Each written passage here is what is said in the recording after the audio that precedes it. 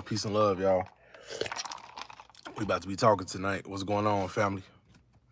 How y'all doing? Yo, family, what's up? What's up? What's good?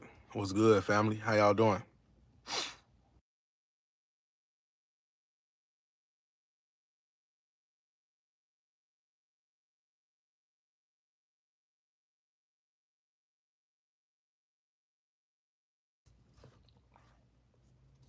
Yo, family, how y'all doing? What's going on?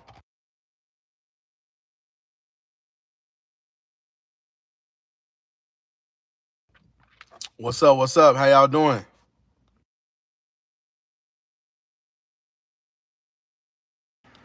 Family, how y'all doing? What's going on? Yo, family, how y'all doing? What's up? What's up? Kings and queens, how y'all doing?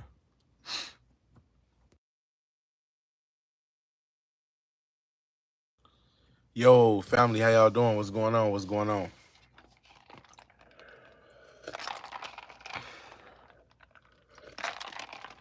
Yo, family, how y'all doing? How y'all doing? What's good? What's good?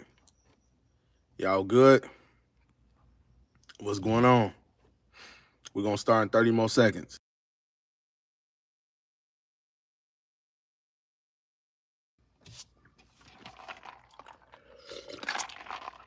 Yo, family, what's up? What's up? What's good? All right, we're going 10 more seconds, 10 seconds.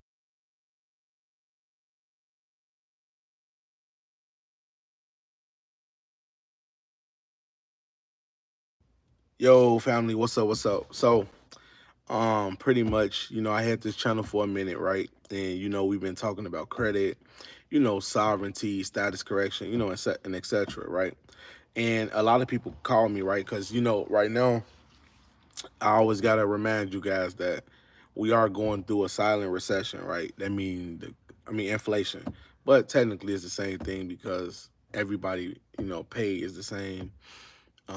They cutting jobs and everything like that. So pretty much this is a recession slash inflation, whichever one you want to view it as, right? So, um, with that being said, some people contact me and say, "Man, I'm having financial issues.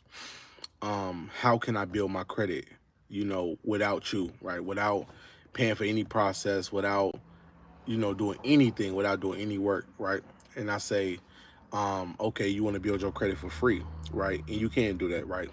Now, the people who pay for their credit to get fixed or build up, those are people who want to take shortcuts. And there's nothing wrong with taking shortcuts. You just got to have the money to it. Now, for those who want to build credit from scratch, I done it already, right? I build credit from scratch and I build it the fast way, right? So the first time I did it the fast way, the second time I did it was the long way because the first profile that I created was beneficial. So I didn't have to worry about the second one until the first one got burnt out. And I still got both of them, right? I still used both of them. I still repaired both of them. So it's good. Now, the first thing you want to do when you put yourself in a position, right? Let's just say you're using your social, because I can't give you the EIN method because that's something totally different, right?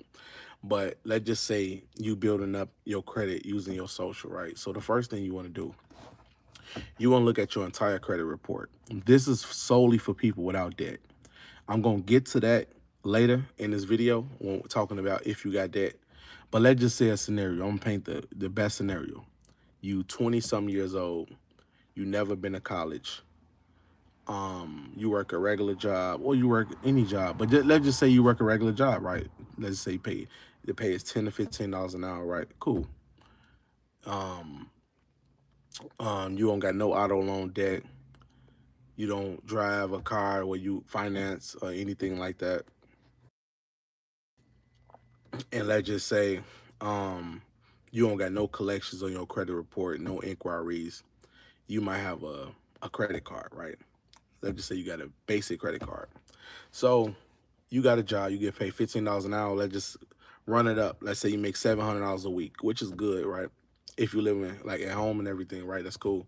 So the first thing you want to do if you want to start from scratch, right? This from a person who started from scratch, like nothing. Okay, so the first thing you want to do is my favorite. You want to start off with this secure credit card. It's called Open Sky, right? Open Sky is a secure credit card, and this is what's going to help you get the revolving account that you will need for your credit profile, right? You can start off $300 payment, right? They do minimum 300 right now. They went up from the time when I first applied from Open Sky. You don't even have to go with them. It's a couple of them. It's another one I got for one of my students. It's called Starlight or something like that. It was go to a bunch of secure cards. It don't really matter, right? Whether it's MasterCard or Visa, right? So once you apply, let's just say the minimum deposit is 200, right? That's cool. Then the second thing you do, you go to your nearest credit union. Now you can do this with any credit union. It don't have to be Navy, Federal. It don't have to be any major credit union, right? You go to any credit union in your city, right? Let's just say if it's DCU, NASA, Navy, Federal, Penn Fed, it does not matter. And you're going to ask them for a bank account, and you also want a savings account, and you also ask them you want a secured loan, right? A secured loan is pretty much you putting up your own money. And when you put up a secure loan, if you got $700 a month, right? Let's just say you set up one secure loan, right, for $100, right? They might have a minimum of $100, $50, whatever. You put the minimum payment for your loan, right? So that's $100 payment. You go to another credit union bank. It don't have to be Navy Federal. It don't have to be a prestigious credit union bank. It could be any credit union bank, and you're going to do the same thing. You're going to apply for a secure loan. You go to one more credit union bank. That's a total of three. You ask them for a secure loan. Let's just say if it's 100, right? So you got 100, 100, 100, all reporting positive, right? And then on top of that, you got the secure credit card. Now with the four accounts, that is what give you the revolving and an installment debt, right? Now, of course, that's very small, but it's good, it's substantial because you might lack the history, but now you made yourself a better situation. So now you got the secure loan and you also got the revolving account. And now let's fast forward it, right? You want to take it a notch, right? So now you got four credit scores, four things popping, right? Let's just say a month later, this is what you do. You live with mom and dad, right? You say, this is what you did. This is what I did with my father, right? So all you have to do is have them say that you've been paying them rent money for the last 2 years. And you go through a site called Rental Karma, right? So when you go to Rental Karma, you pretty much apply for rental history and tell your parents can say, hey, he been living here 3, 4 years, right? And what Rental Karma gonna do, they're gonna report all of their rent because you've been living in your parents' room, right? They're gonna report that backdated up to 2 years. That's 2 years in history. That's a revolving, right? Slightly installment. Some it depends on who you go through. Rental Karma is installment, but I know the other rent reporters that is a revolving, right? It just depends on how they run it, right? So then you go to rent reporters and do the same thing, and all you have to do is upload a lease. Your mother and your mother can sign the lease, and you can go to Rocket Lawyer and you can download a lease and you have your mother and father sign it and say you've been renting for this amount. And they can even lie. They don't have to be honest. They can say, hey, he been paying us $1,000 a month. He been paying us $600, $700 a month, whatever it may be. And then once they submit it, it's going to show that backdated history. So now he got a total of 5 accounts on his credit report, right? And this is from scratch. This is scratch talking. This is not the over extreme 40, $50,000 trade lines on your credit report. This is none of that. Um, so with those five accounts, the second thing you want to do is make sure that you opt in all databases, right? And when I'm talking about databases, you got a pre-screen, you got pre-screening that you can opt into. And so when you go through pre-screening, they pretty much ask you, do you want to opt in or opt out? You always want to opt in because this is where you're going to get credit card offers. This is what you're going to get. This is how it can put you in for pre-approvals and etc. Once you opt in that, boom, now your profile is known, right? So now you got a 5 total of accounts, right? Very low debt that you have on your profile, okay history, and you do have 3 secure loans, right? Now, give it 2, 3 months. Let's just say if your credit at a 690 or 700. The other thing you do is you get you a bank account with someone you trust, right? Now me, I would say make sure it's at a traditional bank or it don't really matter where the bank's at. It really depends on that profile. So that profile, just that, it can put you in a position to get a credit card. Let's just say you apply for your first credit card, you get approved. Let's just say they give you $1,000 limit, right? What else should you do? Now, if you wanna fast the cheat code where you want more money, the personal side is not your strength, it's the business side. So you wanna go downtown to your city, I mean wherever city you in, you wanna go to the city hall or whatever, and you wanna file for articles of incorporated. Whether you want to file a LLC or C corp is up to you. You file LLC. Then with that credit score, you go to Lowe's and apply for the business advantage credit card. And with a 690 or a 680 and above, and you don't got no late payments or anything like that, you will be able to get that credit card on the spot. And then when they ask you how old is the business, you don't have to tell them that you just opened up the corporation. You could have said I've been a sole prop for over 4 years, and you could just put 4 years in history, right? Boom. The system accept it, the system approve it because they going off of your personal credit score. So once they go off your personal credit score, you win, right? So you get that card. I just say they start you off with a $5,000 limit. Good. Now you go again and you apply for the Lowe's commercial card, right? You apply for it. Let's just say they give it to you, right? They approved it, right? Or they made you call in. You because me, I did it back to back. You got approved, right? And so now you just got your two first business credit cards. Then you shoot over to Home Depot and you apply for the commercial account. And why people would be asking me, okay, why am I applying for business credit if I'm trying to build up my personal? Because you got one aspect of it. The personal is what helping the business side. It's not really so much into the personal side, it's the business side. But the business side is weak without the personal. You just need, I'm gonna tell you, this is how business credit work, and it's so weird, y'all. I'm gonna tell y'all. When y'all dealing with personal and business, right? For a person to get approved on the business side, it's not your credit don't have to be as strong as you think. But to get approved for a card on the personal side does. It's weird. Because when they judge your personal, you don't have to have so many more credentials than you would as if you was applying for a personal card. So on the business side, it can help you receive more finances. It can help you leverage more debt. It can help you put yourself in a position where your borrowing power is stronger. So let's just say you got 3, 4 business credit cards and you got 5 accounts on the personal. Now you have revolving credit going both ways, business and personal. Now, a lot of people might say, okay, what should I do after that? Then after you get approved, let's just say you get approved from the Home Depot card. They gonna run 2 inquiries on your credit. But with those 5 accounts, I wouldn't touch your credit until 3 months in total. 3 months in total, you shouldn't touch your credit. After you get those 5 accounts, don't touch your credit for 3, 4 months. And I'm talking about just let it build, pay on it, right? 3, 4 months. And then you will be ready for the Lowe's business Amex card. I know how to apply for that. So you will go ahead and you will submit the application. And if they ask you for income, they not asking you how much you actually make. This is one disclaimer that was passed by law that they mentioned that a lot of people overlook when they ask you for total income. They asking you for what is the perceived income that you expect the business to make, and you're gonna put if you was to get approved, this is how much you can estimate that the business will make, and that income is what needs to be put down. Don't put nothing so drastic because then they will ask you a tax return. Let's just say, hey, the business is gonna make 90,000.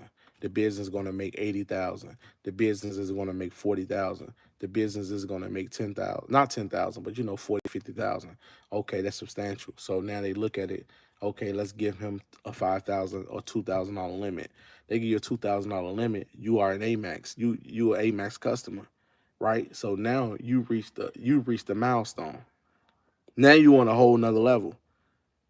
The limit don't matter what the limit is because then you can get it. You can get an increase. You can get an increase. It's nothing to get an increase, but by you being able to network and have your credit together, you put yourself in that position, right? And this is all free. And when I mean free, of course you're gonna put some money down, but I'm talking about in a sense of, let's just say if your money tight, $100 here, 100, you can afford that because if anything, worst case scenario, before you go on a credit journey where you leveraging credit, you at least have to work a job, and it can happen to anybody.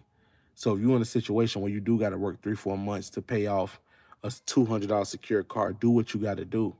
I'm telling you, if I would have known this, I would probably been way ahead, because the thing about it is that borrowed money is a whole nother game. It's a whole nother everything. You put yourself in a position where you will be able to win, especially 5 months. I mean, 3 4 months go down the line, you will be able to accomplish your credit goals within 6 months, especially when you strategic. You have to be very strategic on what is what and what you're trying to do. You have to step out, I mean, plan out every little thing step by step. And you can't miss one, because if you do miss a foot, I mean, like anything, like you miss anything, it can pull you back, and you don't want that. Hey, family, how you doing? What's going on? Yes, Open Sky's a good card. Bro, can you start saving your lives instead of in case we missed them? Yeah, I do save my lives. You just have to go to my page and select live, and you will be able to see it. Yes, it's on my page.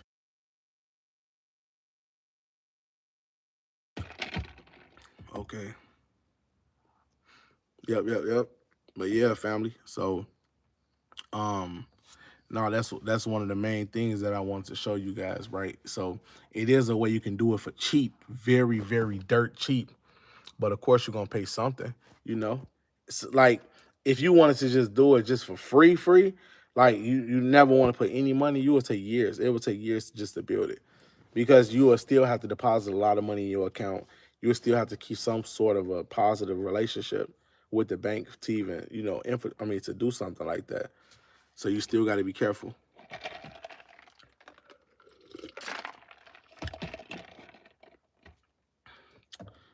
What's the play if we in a bind, bro? What do you mean in a bind? Like, what's the situation like? Explain. No, it's all good. You came right on time, family. You could just rewind this video anytime. How much do you? How much can you do for a PCPN? It depends on. So I got two processes. If you just want me to add two primaries to it, no, it's a total of three. If you want me to just add three primaries to it, with no backdated nothing, that's only 500. But if you want me to build it where I'm gonna add trade line with two primaries, then that's 1500, depending on how you want it personally.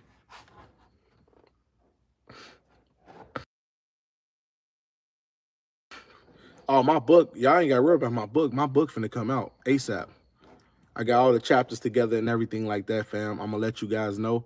I'm gonna give you guys the notice. I'm gonna say, hey, the book is out. Everybody can come. My credit report messed up, but I need some money before I get put on the streets. Man, man, family, man. I know it's cool though. That's how I start. That's how I start, fam. That's how I start. When you in a position, right? When you get to a point where you like, dang, everything's just letting go. That's when you know, like, all right, I gotta do this, I gotta do that, I gotta put that in effect. Because it's really what we don't know. It's not so much what you know, it's what you don't know is what's hurting us the most. But you'll get there. My telegram is Taquan X. You know, you gonna get there, you gonna win. Just watch the information, fam. Learn about this stuff. I know a lot of people want the quick money, but the information is just as powerful once you apply it. Then you're gonna look back, man. You go in your bank, man. I need 100,000. Here you go. What else you need? So just be patient. It's gonna come. And yes, I seen plenty of eviction notices a long time ago, way before I was on credit. I seen plenty of eviction notices. Um, Money was tight, tighter than the skinny jeans. But really, what really got me off, family, it was the credit. It wasn't YouTube, it wasn't consultations. It was the credit first. The first thing that got me started was credit. It wasn't consultation. It was credit, because before I even did consultations, I got my first piece of credit, and then when I went ahead and did that, I ended up getting a car real soon. Right now, this is in the midst of the consultation, but the consultation never supersede the credit. It never did. So once that came in play, I'm like, oh yeah, this is it. This is it. Especially when I use the business credit card. Use that on strictly business inventory. What are your thoughts on negotiable instruments for tender of payment? I agree with it. I agree that the money that we use is a negotiable instrument, but the way that we see gurus explain it and talking about it is cool, but like, who buying a car with it? Who getting a who buying a house with it? Nobody. They just telling you that. So they just selling you a story. I just deal with credit. That's all I deal with. Now I can deal with legal loophole. Like I tell people, I don't deal with the what you see on YouTube. I deal with loopholes, right? So let's just say if a person did want a car, right?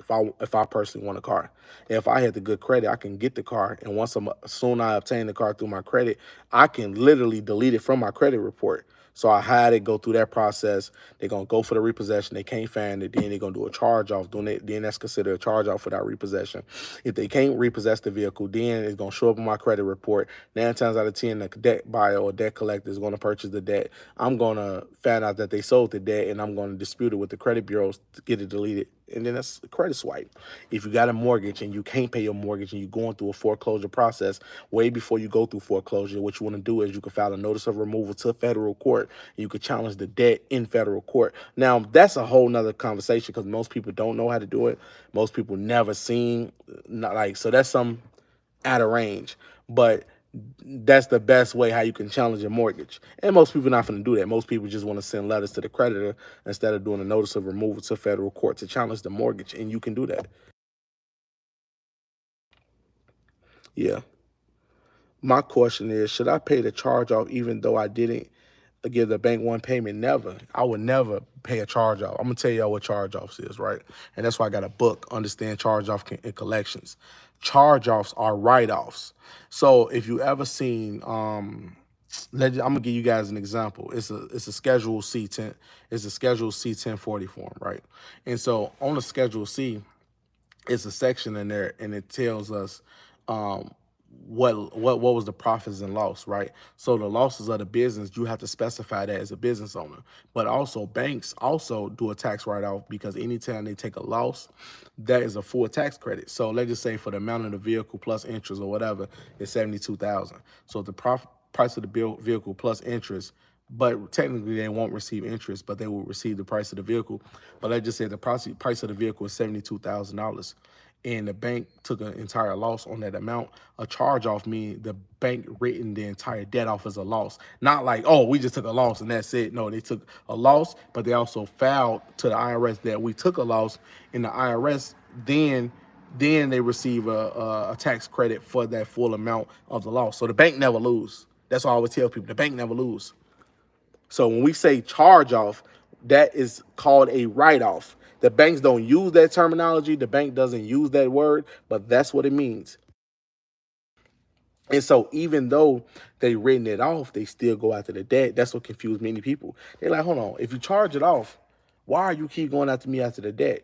Even though they legally written it off because they declared it as a loss, they still well within their rights to try to go and receive the car. Now, most of the time, I've seen situations where when it's charged off, they don't go after it, right?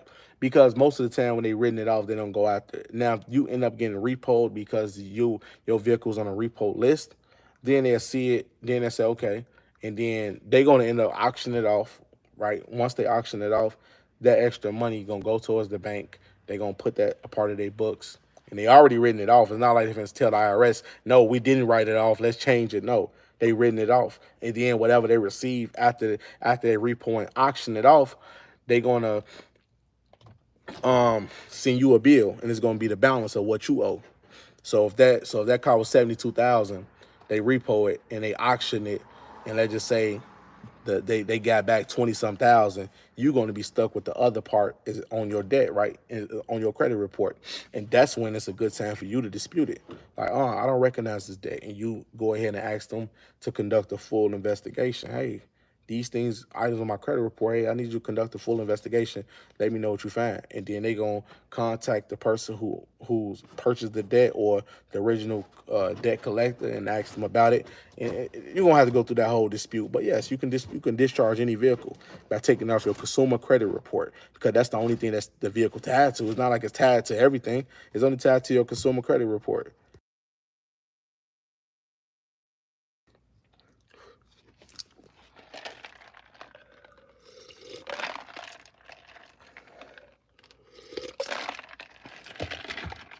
Yep.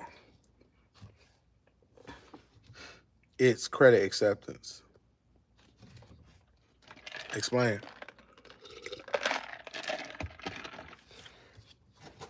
Yeah. And I wouldn't send them people any letters or anything. I'll wait till the full vehicle get charged off. And after it get charged off, you could drive your vehicle. Yep. And you don't have to make one payment. It doesn't matter. It's credit, y'all. It's credit.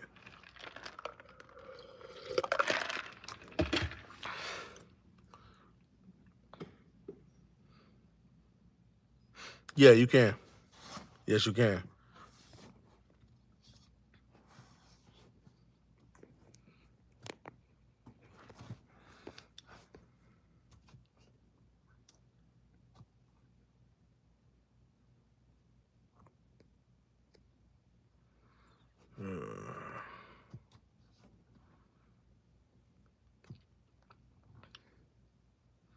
Okay, thanks. Where can I find templates for everything? You can go to Rocket Mortgage. I mean, no, not Rocket Mortgage. I'm tweaking, y'all. Rocket Lawyer, my bad. What if you co-sign with someone on a car and haven't made payments in 4 years because of disability? How you get that off? If it 9 times out of 10, if it might not be charged off. So you guys say he had a disability. I don't know if the vehicle is charged off.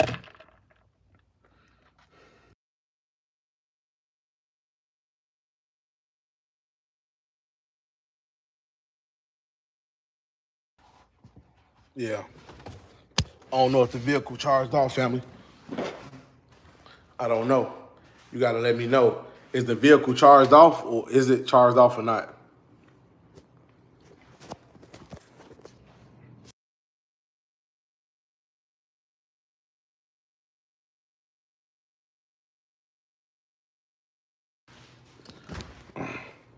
Yeah. Is it charged off or what?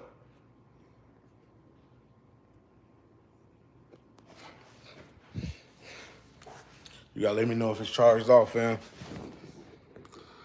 Oh boy.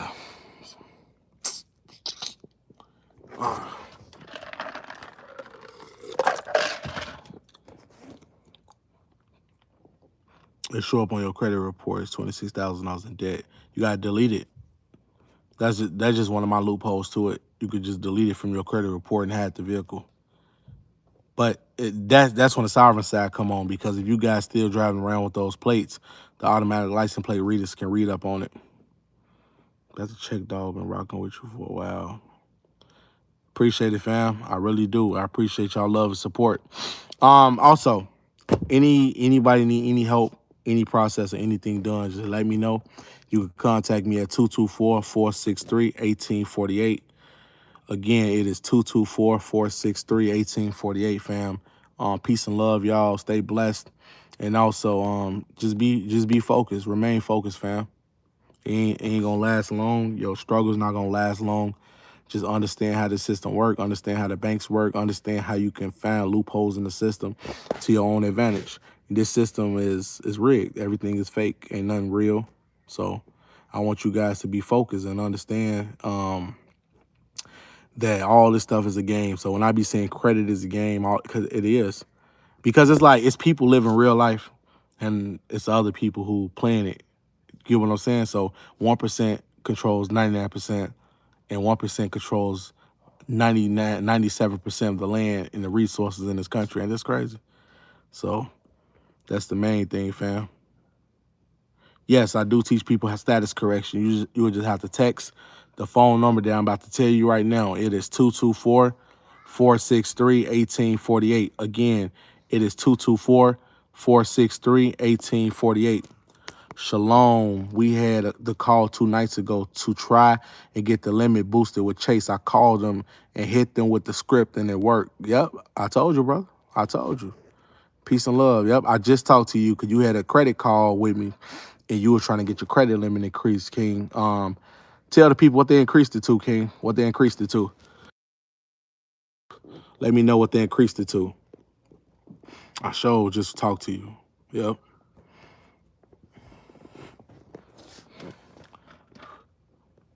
What they increased it to, King.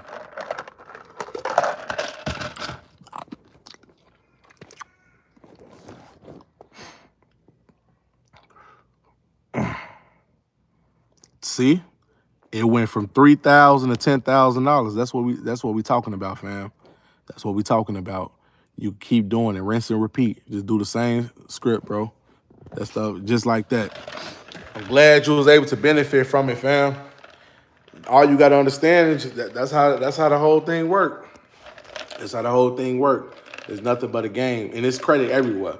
You don't have to do it one way. Like some people like me, right? I just posted a picture, right? Because I got approved for an in-store card, right? So some people like, man, what I'm gonna do with an in-store card?